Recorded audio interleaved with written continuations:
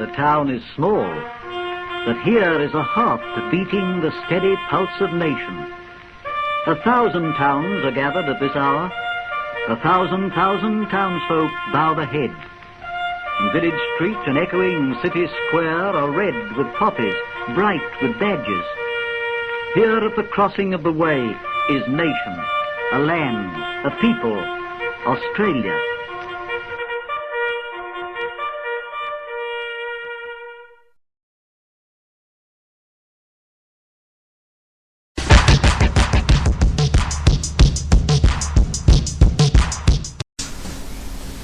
Hello there, welcome to Strictly Sega. I'm Nick.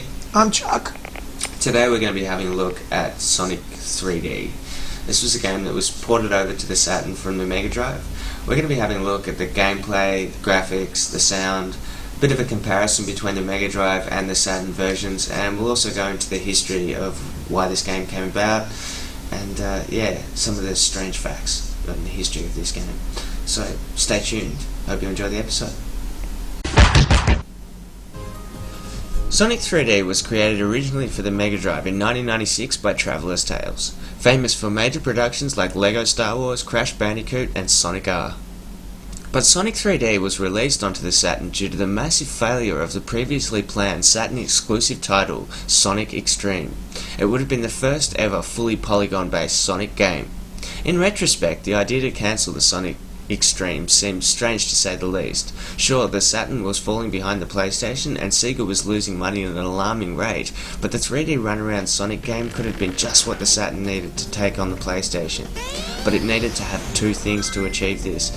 A, it needed to have good graphics, and B, the playability of the 3D games on the PlayStation. And to meet these criteria on the next to impossible to program Saturn proved far from profitable. The project blew out in time and cost, and the project was eventually cancelled altogether. So in turn, Sega decided to port over some Sega Mega Drive games. Sonic 3D was pumped out in 6 weeks to fill this gap. It had work done on the textures and video, but nothing to write home about. Later, 2 more ports were released. Sonic Team released Sonic Jam, a remastered collection of Sonic 1, 2 and 3, and Traveller's Tales did Sonic R, a Sonic version of Mario Kart 64.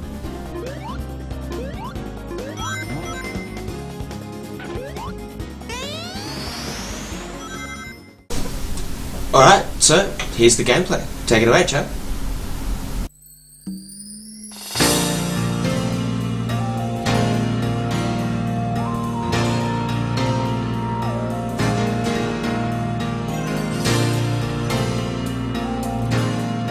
The idea of the game is to take out the 5 enemies in each area. Once defeated, they will release a flicky. Collect all 5 flickies, and then you can take them to the Dimension Ring. Different colour flickies do different things once they're free.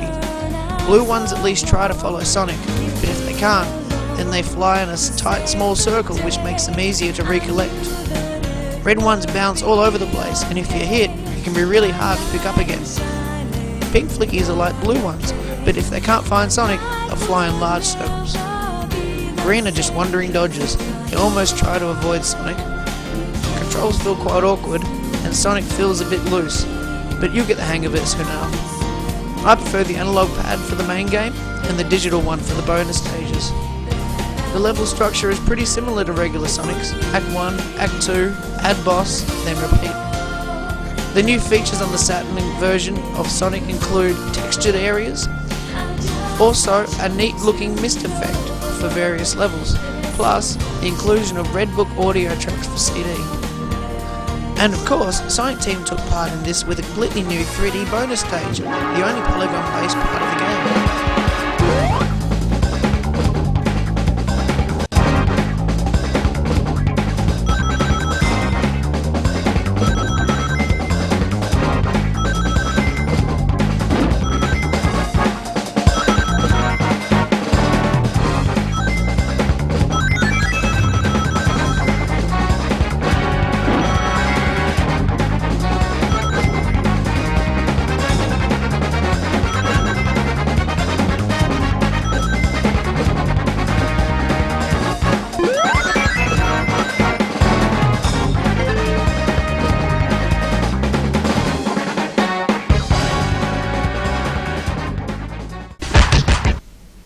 So that was our hero, and there's not much really else to say. Just our final opinion. What do you think, Nick? Look, I wasn't a big fan of this game. I did like how it sped up towards the end, and some of the scenery really did improve. But I just thought that, you spend a lot of your time fiddling. It's not a good game to watch, is it, Nick? No, it's really not. It's not a good game to sit and watch when play with your friends, or if you've got a friend over. Having to sit through that is very tedious and very repetitive. You can't Not really see suggested. the person progressing through the game. All you're just watching is, to you, it just looks like they're running around randomly, and when they're on those slopes trying to run up, it just looks frustrating to me. Sonic's completely by himself on this one. There's no other characters involved. There was no... Oh, there is for bonus stages, but that's it.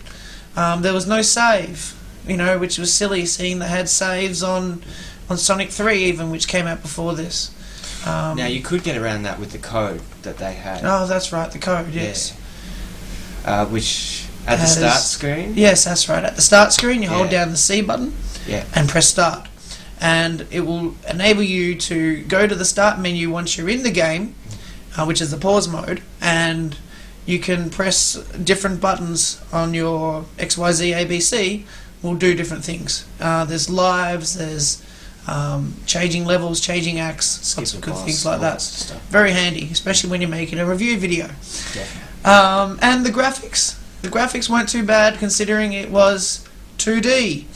It wasn't 3D. It was 2D. Oh well, hang on. We got that little bit with the. We've got except for the little bonus stage stuff there. Yeah, that wasn't that bad. It was pretty good for what you expect from the Saturn.